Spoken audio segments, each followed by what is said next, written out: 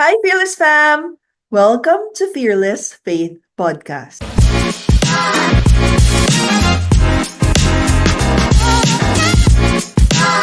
Together with me is our very special guest for tonight, Professor of Constitutional Law at the University of the Philippines, UP College of Law. He is a retired senior partner at CSIP Salazar Hernandez and Gatmaitan Law Offices. He is also head of the CFL, Catholics for Family and Life Board of Trustees. We have here Tito Chito. Hello to Hello po, Tito everyone. Chito. Kumusta? And for those who don't know, siya din po ang ninong ko sa CFL, Wow. Catholics for that's true. Family and Life. Yes. And how are you naman po, Tito? I'm How's good. Anbaya? Anbaya, we just came from Anbaya. Doon kami nag-celebrate ng New Year's Eve. Maraming tao as usual. Pero it's relaxing in a way because malayo sa mga problema ng Yes, buhay. away from the city. Yes. But thank you for saying yes to me. Kasi back-to-back po yung schedule nyo. And in fact, kakauwi lang talaga, kaka-check out lang nila from Anbaya. And thank you for still being here. It's my pleasure. And thank you for welcoming us to your beautiful home, And as you're always. most welcome. Kaya yung mga memories ko po dito during the BFF, Oh. Basic Faith Formation. Mm. Kamusta naman po, Tito? Can I know more about you? Like, how's your childhood like? Oh, my childhood was not so good Really? in relation to other families and childhoods, I would imagine. Kasi we are six in the family, six siblings. And our parents are really literally dirt poor. So we did not have much. And what was so tragic that happened 2 years apart was the death of my father, followed by my mother. So we ended up being orphans on both sides. At dahil wala sa amin na may trabaho except the eldest sa trabaho sa government, maliit lang kita sa gobyerno eh. So we had to separate ways. Yung first three from the top rented a small room. And yung last three, kami, I'm the youngest in the brood, had to stay with an aunt. So, na-experience nyo rin po talaga yung hirap ng buhay? Yeah, hindi lang na-experience ba talagang parang yun ang history ng buhay ko, no? Something, but God is so good eh. And you also experienced being an orphan? Yeah, yun ang mahirap because wala nag oversee sa'yo, no role models to speak of. So naging mga kasama ko would be yung mga katulad ko din. So medyo napariwara. And it was difficult, but despite all this, there was obviously something that's leading me to where I should go. Yun nga yung spiritual awakening ko. How is it losing your mother or father? Kasi ako po, I'm 32 now, pero hindi ko po ma-picture out my life without my dad nor my mom. It's like losing part of yourself. Yung mother ko died 2 years after the death of my father. Tapos nakitira na lang kami sa aunt namin. Parang wala akong direksyon at saka parang walang hope. So I would, always be unsure of myself.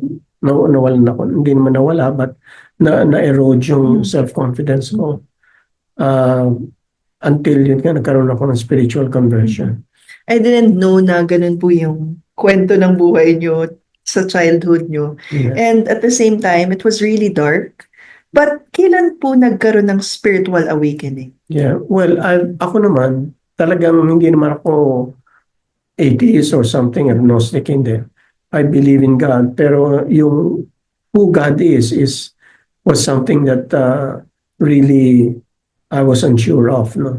So, ang dami kong pinuntahan na simbahan.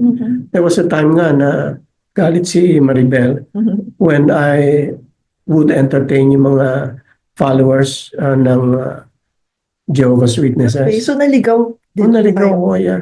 I was away from the Catholic Church for so long until one day nga, biglang nakita ko there's this seminar called Christian Life Program. CLP. O CLP. Which, Couples for Christ. Oo. Unusual kami kasi usually nire-recruit eh. Mhm. Kami, we walked in. Wow. Yeah, we walked in. So, yun yung beginning of our return to the Catholic Church. So medyo flashback po muna tayo. Kamusta naman po yung high school life and college life niyo? Yung Ever high since po yeah. ba gusto niyo na maging lawyer? No, hindi. Wala akong balak at all. The only reason bakit I ended up taking up law is by obviously divine intervention. Because I was, yung barkada ko mga lolo ko, we didn't go to good schools. Yung school na pinuntahan ko because by force of circumstances was just a new startup. Nobody knew about it. And so when I graduated from that school after 5 years pa, so suddenly it dawned on me, how can I support my family? Gumraduate ako dito sa unknown school. Hindi naman ako cum laude or with Latin honors. So, ang naisip ko is just to cover yung transcript ko from that school, I would take up master's courses sa UP. So, makikita nila yung UP. Tapos meron kong master's degree, kung makalusot ka. So, yun lang ang gusto ko. But on the day that I decided together with my kumpare, who's also from that school, to go to UP to apply lang for master's course. Nakapila kami doon eh. Naalala ko pa very clearly na merong nakapost na kartulina saying kailan last day for filing for application. No? So we were early. So there was no reason na hindi kami bigyan ng application form lang. Yung yung nandun na kami sa lady who's managing the place. Tinanong kami, what can I do for you? Gusto namin mag-apply ng master sana. Ang tanong niya, saan kayo graduate? Sinabi ko, apparently hindi niya alam. Did you graduate with honors? Hindi. Usually ganun po kasi before no? Yeah. Based on schools. So, sabi ko hindi rin. Wala rin kaming honors. Sarado na yun. Can you imagine? Yung mga nauna sa amin, binibigyan. Pagdating sa amin, sarado na. At meron pa nakapila. So, we were so humiliated. Yung kumpare ko kasi yung kasama ko, medyo galit na siya. Alam ko, mainit na ulo yun. So, quietly, we walked away. No? Very, obviously, dejected. But when you get out of that Department of Business UP, you have to walk back a few meters doon sa kanto. Because doon dumadaan yung mga buses, yung JD, tsaka UWICO going back to Manila. We came from Manila. So, nandun na kami sa kanto, nakita ko bigla yung Malcolm Hall, that's the College of Law. Sabi ko, pangalan ko kasama ko si Rod. Paring Rod, di ba may nakapasok dito si Archie ang pangalan? The only one. But only because magaling din talaga yun, taga-UST yun eh. Kaya na-kicked out because of activism. So sabi niya, bakit? Mag-apply tayo dito, isipin mo, namasahe tayo, kumain pa tayo sa Rodix, tapos wala nangyari. Sabi niya, Rodix siya, ka-iconic sa akin yan. Sabi niya, hindi ko pa nahiya. Kita mo yung ginawa sa atin, niliit tayo. Tapos sabi ko, hindi, ako na lang sama mo. Umakyat kami second floor, that's the office of the registrars. Tapos pagting doon, no line, nobody except a lady who's manning the place. So I knocked on the glass. Tinanong kung bakit. So tinanong ko, pwede mo mag-apply sa law? Oh, pwede. Okay. Tapos I paid, I think 10 pesos. I got the application, tapos yung date of the exam. So I did take the exam. Wala na si Rod. Ako lang nag-apply. After the exams, I was sure I didn't make it. Because ang hirap. You thought? Yeah, I thought. Actually, yeah. Talagang parang sabi ko, malabo na to. But then about 2 weeks after, I received a letter from the dean saying, oh, congratulations, Mr. Liman, you passed the law entrance exam. Tapos, akala ko ayos na. So, excited ako. Tapos, yung pumunta ako just to check na nandun yung pangalan ko sa list, andun nga, except na nalagay, ang pumasay, I think, yung number was something like 150. But only half will be accepted. 150 ang ang pumasa ng exams. Maraming, 75. tapos 75 lang ang tatanggapin. So, hindi pa ako sure. So, mga around what top po ba ang iniisip nyo? Like, pang ilan po ang ranking nyo? Hindi ko alam, hindi nakalagay. Wala po kayo. Alphabetic. Pero sa tingin nyo po, at that time. Hindi, wala nga. Wala din. I thought I would fail. Mhm. So anyway, so merong interview. So, okay, so I did the interview na ano yung traumatic yun because kasi apparently they arranged the schedule of the interviews alphabetically. So, I fell under L, yung group ng L. Lahat ng mga kasama ko, mga mayayaman. Makikita mo, di ba, they speak English, and you know, they're well-made or whatever. So anyway, yung tinawag na yung pangalan ko, punta ako sa loob ng, it's a huge room, na parang imagine an interrogation room in the police. Parang may panel of judges ba? Parang Meron, ganun lahat po. professors. It's a long table, longer than and bigger than this one, and then surrounded by mga professors na old yung iba, may mga bata, may in between. Lahat sila professor except one who's the president of the law council. So I was there, and I think yung interview ko lasted for at least 30 minutes, probably even more, baka longer, about an hour. Wala akong walking out of the place, I was so, again, disappointed with my performance. I knew I would fail.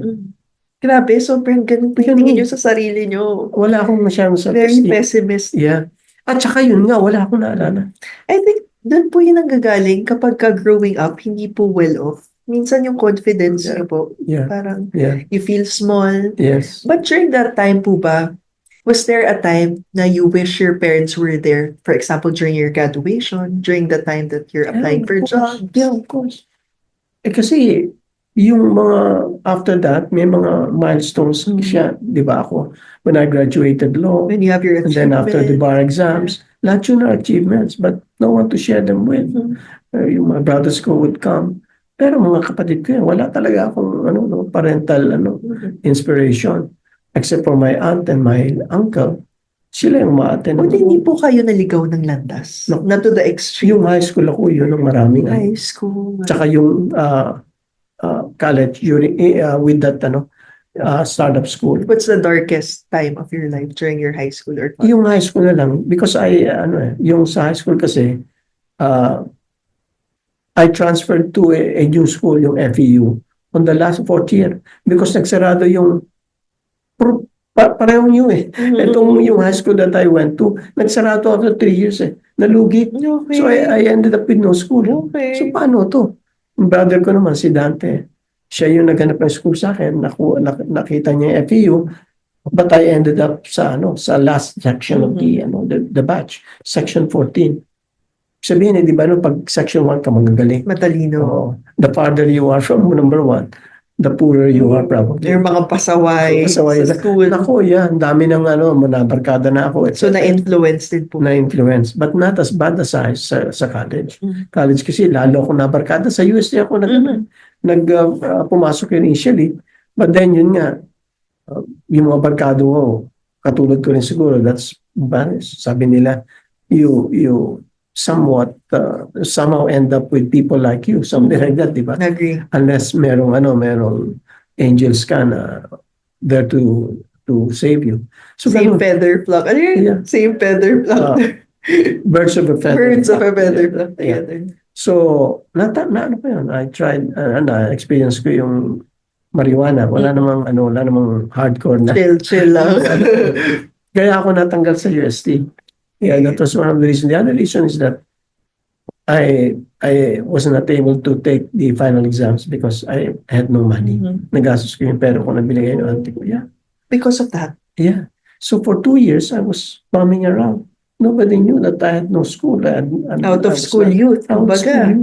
So, ang aunt ko would give me the allowance for the week, Sunday. So, meron akong pera. Ang problem that I faced very routinely and almost every day.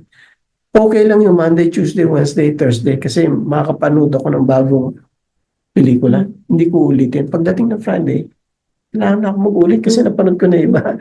So yung gano'n. So that went on for about 2 years. I tried to re-enter the academy. Pero nobody accepted me because of one basic reason. Wala akong honorable discharge. So yun, that's the reason why naka 3 times yata ako sa UE trying to be admitted, etc. Until, yun nga, I was walking from UE for the third time. I passed doon sa side ng new school. It's an accounting school. Na bigla akong hinatak. Dumadala ko hinatak ko. Kala ko hold up. Yung pala, tinanong ako, mag-e-enroll ka ba? Talagang they're literally, forcing people to. Parang hinold up ka to Parang enroll. hinold up to enroll. Sabi ko, oo, pero wala akong honorable discharge. Di ba, meron ka pang 10 pesos? Yes. You see that open window, punta ka doon. Bayaran mo 10 pesos. Sabi, very ano po sa inyo ang 10 pesos Parang lucky number lang. So anyway, yun. So enrolled ako. So I ended up with the school. So for me, that was heaven because I was lost. Diba? But there was a funny thing. Kasi at some point, dahil nga nawawalan na akong self-esteem, I begged for my brother, si Dante, to get me from my aunt. Kasi nawawalan niya ako ng self-esteem because my cousins would treat me like one of the helpers. Kasi mayaman yung aunt ko. Ang pangalan ng place niya, Villa Corina, Villa, I forget na tuloy. But they have their own basketball court, their own chapel. Doon nagko-converge every Sunday yung relatives. Pag Sunday, traumatic for me because ako naglilinis ng church, chapel. And then aside from ako yung sakrisya, kaya I know how to serve in the mass. And then, after the mass, syempre merong gathering, may lunch. Inuutusan ka ng mga pinsan mo. Chito, wala nang coke. Chito, kulang na kanin. And you feel small. And that's the reason why you have that in your heart. It was so terrible. So yun yung pinagdaanan ko tapos all throughout. So one day I couldn't take it anymore. Sabi ko, Mandate, masisira ulo. Pag hindi mo kinuha. Sabi niya, paano kita kukuha dito ng sahod ko? Kapag ka-employee ka lang sa ECO, Employers Confederation. Sabi ko, well, sinasabi ko lang sa iyo na wala na akong self-esteem, etc. Sabi niya, napilitan na rin siya. Pupunta siya ngayon sa auntie ko. Yung auntie ko, ibang klase. Para siyang matriarch, head ng clan. Sa type, siya, dominating, etc. personality niya. So, Very strong. Very strong in personality niya. At saka, meron siyang habit na, majong among yung mayayaman niya kasama everyday. 1 o'clock, aalis na yan. Tapos babalik ng 8 o'clock in the evening. So, it's either she wins or she loses, di ba? Parang yun yung full-time job niya, 1 to 8 p.m. Pero not really for anything else other than to have a way of whiling away the time. So anyway, pagka panalo siya, good mood. Pagtalo siya, bad mood. Siyempre, di ba ganun? Anyway, so yung day na nag-decide na si brother ko to get me, sinabihan niya na si yung auntie ko, ayaw ko na sabihin pangalan. Alam niya na darating 8:30, so hinihintay ko na. Yung dumating na yung auntie ko, wala pa yung brother ko, tinanong ko yung driver, nanalo ba o talo? Para alam mo yung mood, manatansya mo yung mood. Sabi ng driver, ako talo, mainit ako. Nababa na ako. Tapos dumating na yung brother ko. So naririnig mo yung sigawan. Hindi sumisigaw yung brother ko. Sumisigaw yung auntie. Sabi niya, paano mo papakainin si Chito? Ito na. To cut a long story short, pumayag din siya upon the intervention of the husband who's my father, parang uncle-in-law. So, yun. So, umalis na ako. Tumira na ako, Mandante. But Mandante thought that I was still enrolled sa UST. Hindi na nga, di ba? Wala na nga akong di ba? So, anyway, nakapasok ko doon sa new school. Eto na. Mga 1978, graduating na ako. Yung brother ko was appointed para siyang campaign manager ni Elizalde for, at the time, merong big senatorial race sa pambansang batasang pambansa. Dati kasi parang halos parliamentary tayo. Now, hindi na. You call it the old names, Senate tsaka House.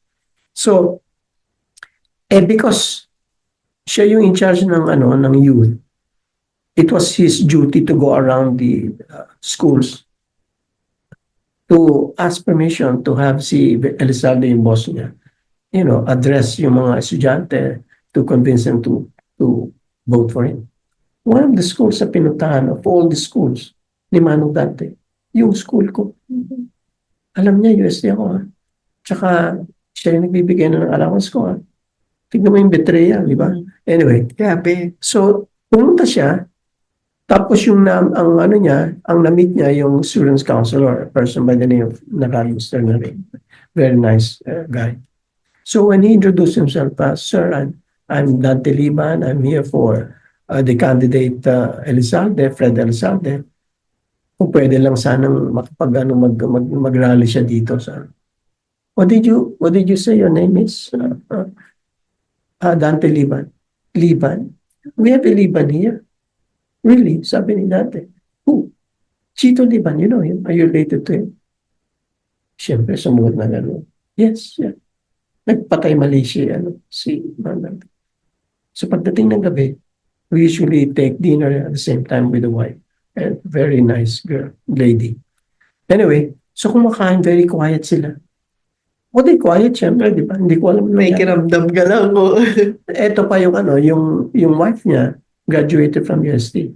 So alam niya at that point, you should be busy doing things like preparing for the toga and yearbook, etc. So sabi niya, Chit, kaya naman yung graduation mo.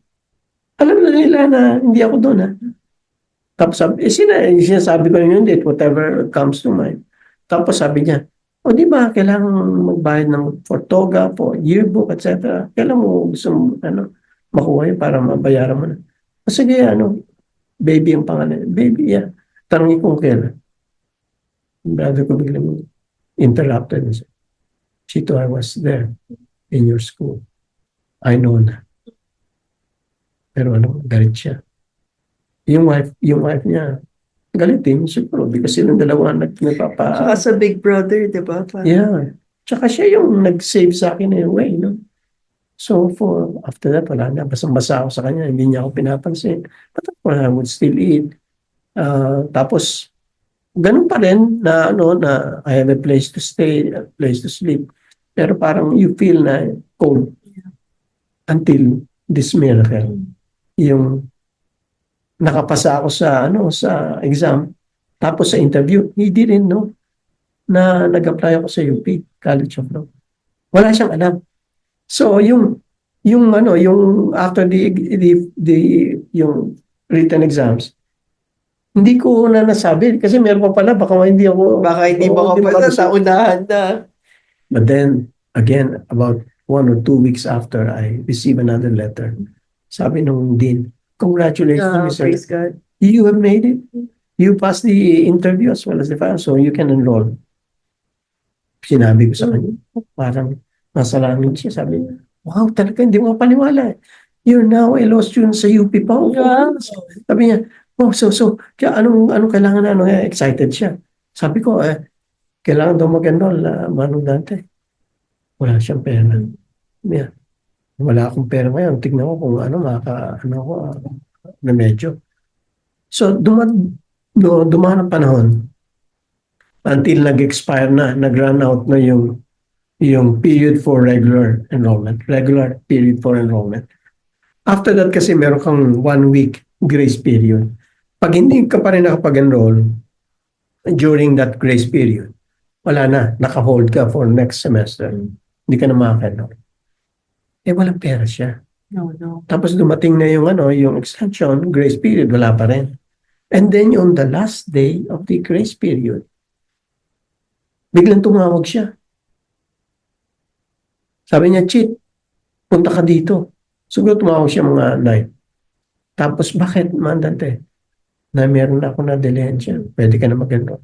Punta ka lang dito, have lunch, and then mag-taxi ka na. Kung gusto mo, punta ka na sa UP para makahabol ka before 5. Kasi dapat by 5, dapat meron akong class cards. Otherwise, hindi ako enroll. So, ganun ginawa ko. Tapos, can you imagine yung miracle? That's a miracle. Yeah. Yung passing yung exam as well as yung interview. Guided were po miracles. talaga. And God always provides Yes. po talaga. And then ito pa, pupunta ako doon with only about 4 hours to spend to complete everything. Kasama na yung medical exam doon sa clinic. Hindi ko alam kung saan. Alam ko lang yung ikot. Kasi yung first time around yun, kaya namin Ikot to. ikot, yeah. So, would you believe, hindi ko alam what, it was a blur. What Guided I know po was that talaga pagdating ng siguro mga 10 to 5, binibigay na sa akin yung yung class cards. Wow, sabi ko. Pero hindi pa conscious ako what a miracle. Eto na, papasok na ako. But the only problem is this. Late ako ng 1 week. Sa grace period lang ako, di ba? Nauna na yung klase, di ba? Okay, nag-start na. Ewan ko kung familiar with yan. I'm familiar, siyempre, especially na tuturo ko. Puro mga lang, parang mga long tables. Tapos sa isang table, about 3. Ganun. Puno na. Oh no. Yung huli na lang na, ako dulo. Tama-tama on my first day of school. First time din papasok yung legendary professor ng criminal law, si Ambion. So sabi niya, this is my first day here. I want you to introduce yourself. Tell me, give me your name and where you graduated. Magmula doon sa una, hanggang about 40 of us, almost 40. Sa dulo, ano yan? Ang graduate lang sila, UP, Ateneo, Lasal.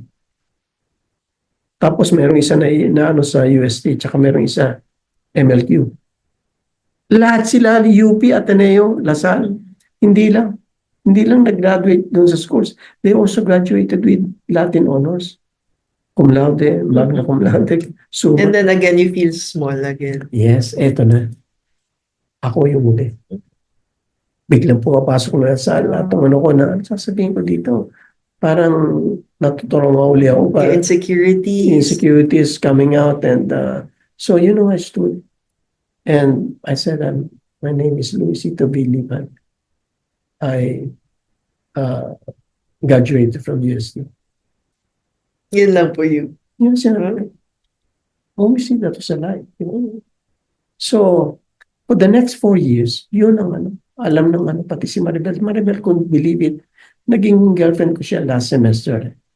Although magka-batch kami, iba yung section niya. Na po, Tito. Na? Ano po yung love story niyo ni Tita Maribel? Yung love story namin, meron siyang boyfriend. Sa totoo yun. Meron naman akong girlfriend. Long time boyfriend and then may long time girlfriend? Or Hindi, I don't know kung long time. Siguro, I don't know if 3 years would be considered as long. Yeah, it is. Parang gano'n. Pero I had also. Pareho po kayo in a relationship at that Yes, except ang pagkakaiba ko sa kanya, nandun pa. Yung ako, yung I'm not but talagang gano'n talaga nangyari siguro because neglectful.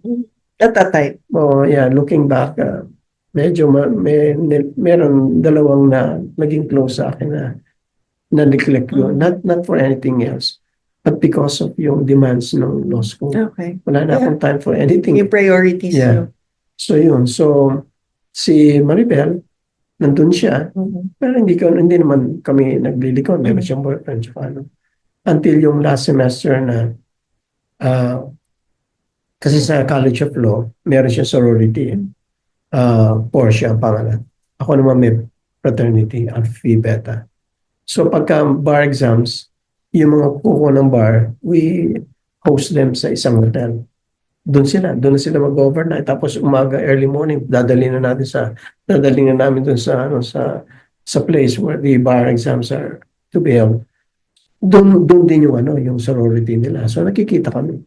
So biniro ko lang.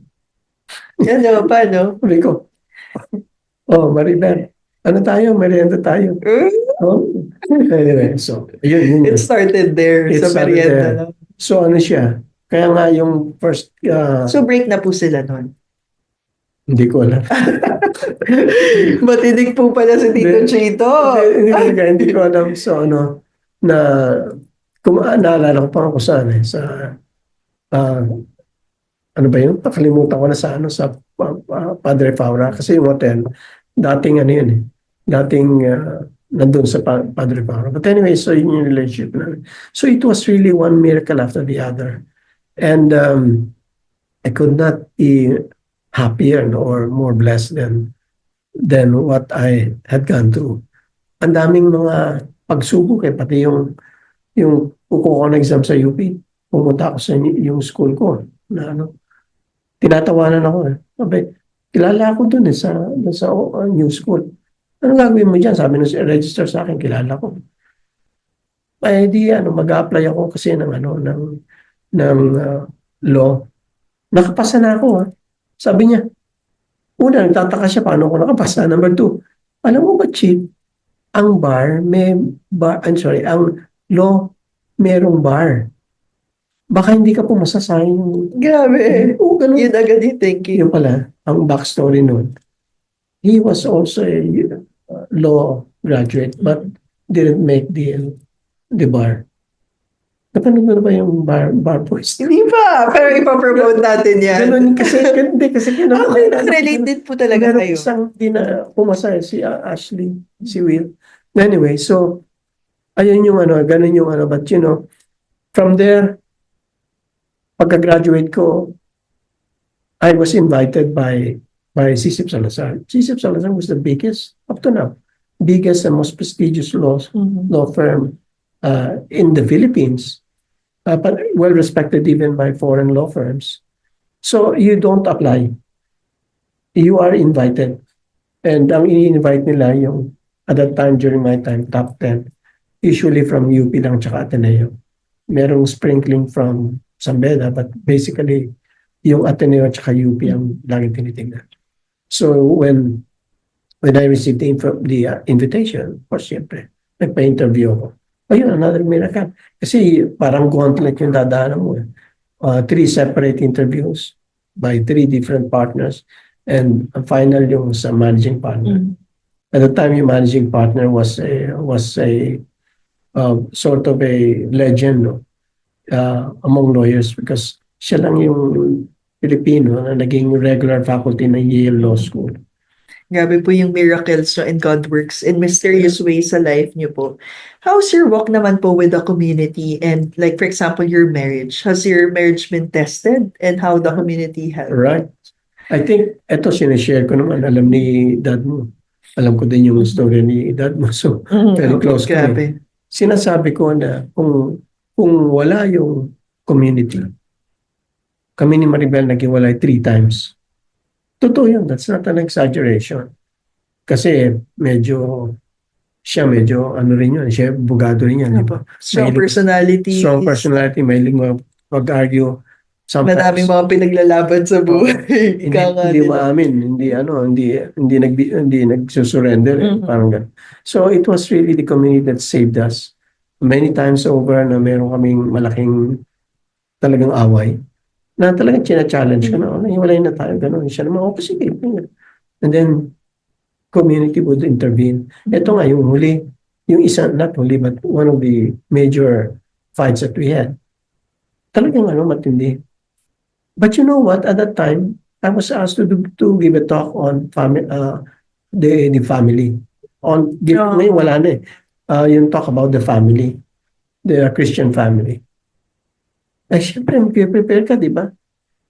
Yun. Nag-reflect po kayo doon, then parang nandun yung message to save your marriage and your family. Nothing is more important than marriage and family, lalo na yung family. Anyway, so yun. So yung community has been really a blessing, also a life support system. Also, my friends. There was a time na ayoko na ng community, but then I attended a birthday party. Kilala mo si Doc Felix Año, narinig mo ba? Parang na-familiar nga po. Ano siya, birthday niya sa celebrity. Yung nag-enjoy kami, biglang I heard a voice.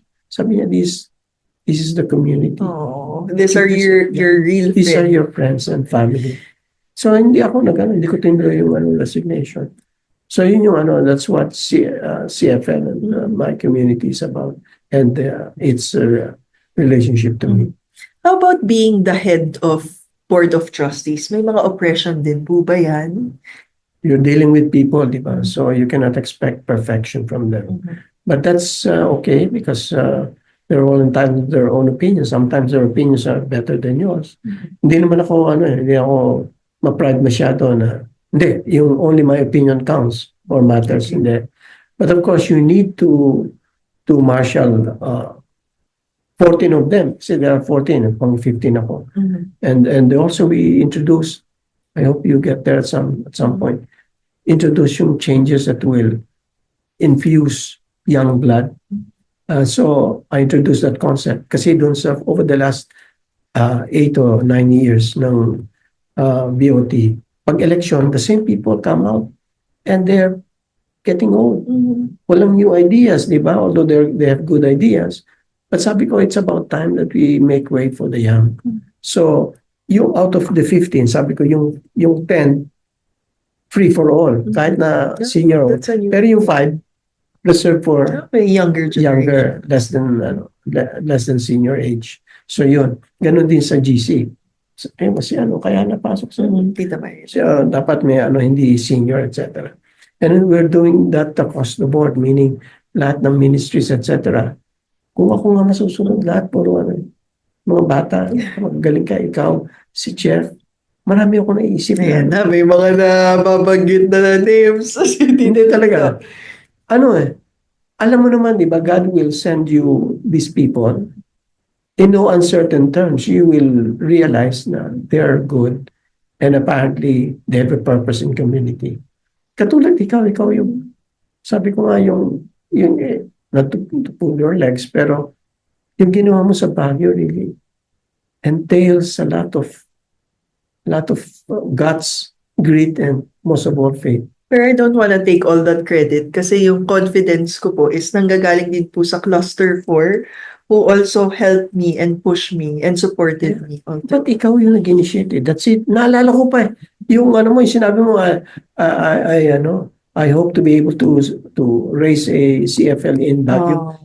Yung statement mo na yon, yan ang kailangan natin. I think yung Holy Spirit din po nag-lead sa akin into, of course, going to Baguio. Kasi ba't ako dadalhin sa Baguio, Yeah. Lord?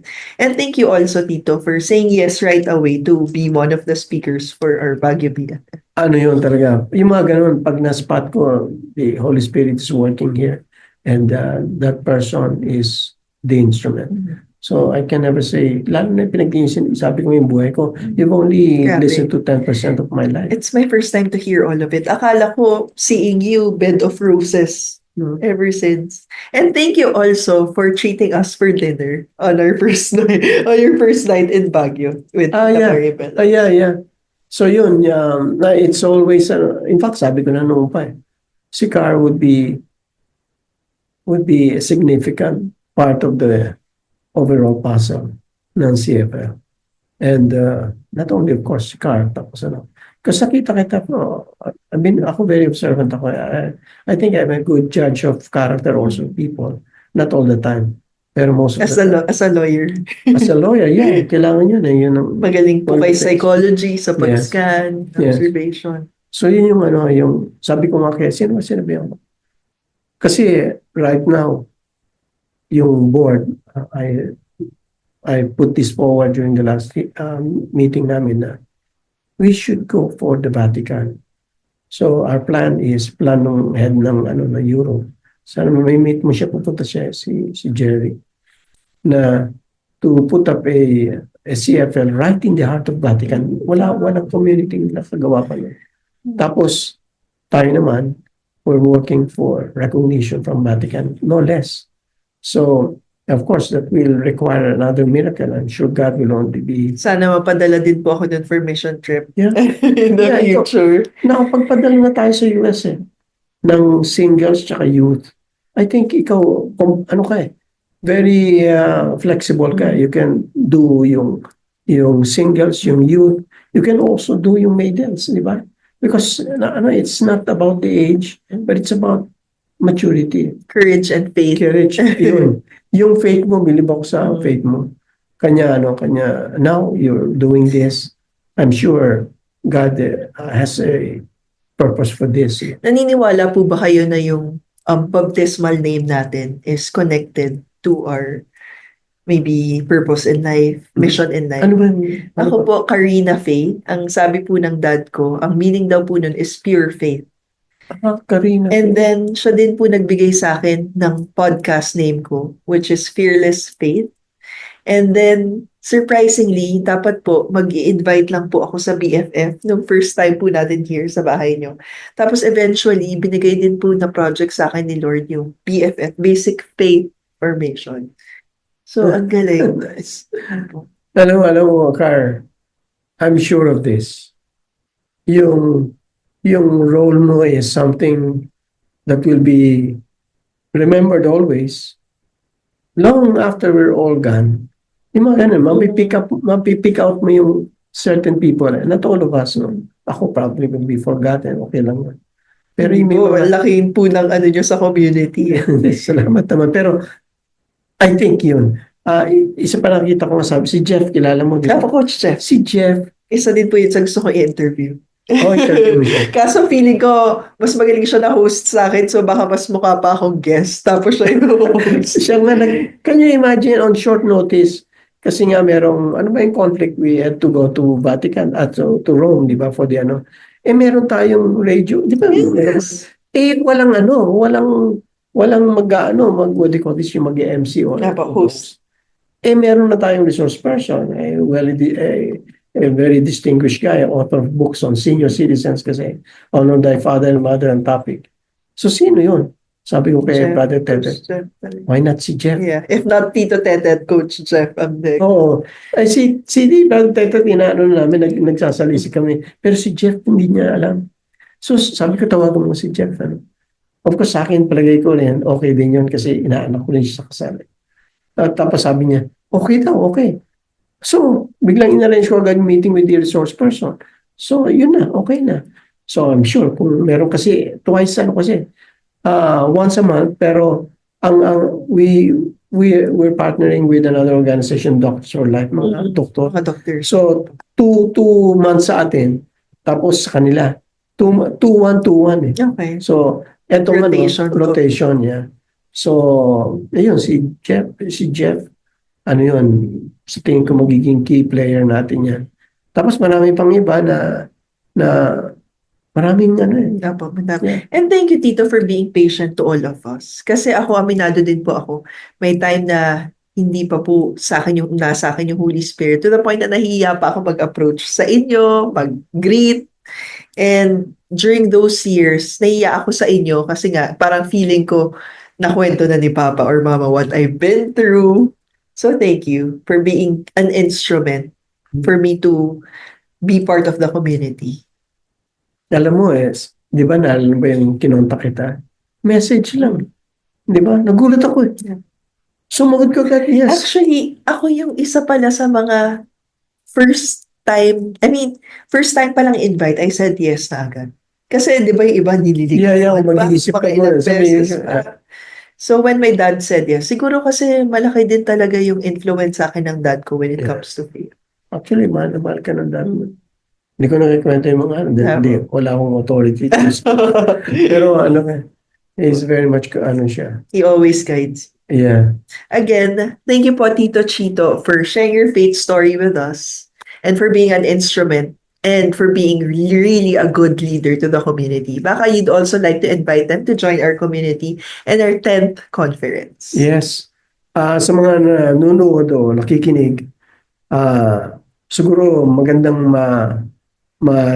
malaman natin na at the end of the day, hindi lang tayo ang gumagalaw sa mundo.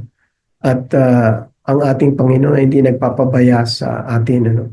Kahit na pang buhay na meron ka, kung ikaw ay naliligaw, sabi niya, I am the way. So siya yung dadala sa sa tamang landas. Kung ikaw ay may mga problema na hindi mo mailatag, mai-share sa iba because napaka mabigat at nakakahiya. Living in darkness, sabi niya, I am the light. Whoever lives in me will not experience darkness. At saka yung mga namatay na sa bisyo, namatay na sa kasamaan, sabi niya, I am the life. So, si Jesus, ang ating Diyos, ang sagot sa ating mga tanong. And dito sa Catholics of Family and Life, yan ang aming ginagawa. To give hope to the hopeless, and strength to the weak, and faith to the unbelieving. So, sana naman makasama kayo namin at kami nandito upang maging kasama nyo sa inyong paglalakbay sa pananampalataya sa Diyos. Meron kaming mga basic faith formations na maganda sana if you care to check yung Facebook page ni Car. And the Catholics for Family Catholics and Life. Family and Life, yeah. Merong maraming mga BFFs na nangyayari. I'm sure lalo na itong this coming year, no? So we invite you to all those to those BFFs and other activities. Now we're next month, this month, magkakaroon kami ng 10th anniversary of community in CFL, and the anniversary will come on September 8th, 2026. Yung CFL kasi is really fiercely and definitely Catholic. Hindi lang Christian. We are Catholic Christians. And I think at this day and age when maraming nangyayari, maraming problema sa bayan, maraming problema sa pamilya and all, yung Catholicism is important. Kaya nga sa mga pananampalataya, yung mga Catholics ang binabanatan ng evil one, if you notice. So yun, thank you again, Car, for inviting me, giving me an opportunity to reach out and share my life story. Sayang, medyo marami pa akong maikwento. Kulang ang oras. Kulang ang oras. So, susunod na lang. Thank you po again, Tito Chito. And last promotion, baka gusto niyo sila invite to watch Barboys. Oh, yun. Nagkaroon ako ng side, na-involve ako sa pagpuproduce ng Bar Boys after school. Shout out to our brother Kian Cipriano. Oh, yun, good. Through my son, si Leo. I'm sure kilala niya si Leo. Si Leo kasi yung nag-ano. Anyway, so it's now showing in different cinemas. Maraming life learnings or lessons na makukuha doon sa Bar Boys. Salamat po. Shout out, Kian. Hopefully, makasama natin siya sa CFL community. Who knows, right? Thank you again, Tito Chito. Thank you. Bye! Bye-bye.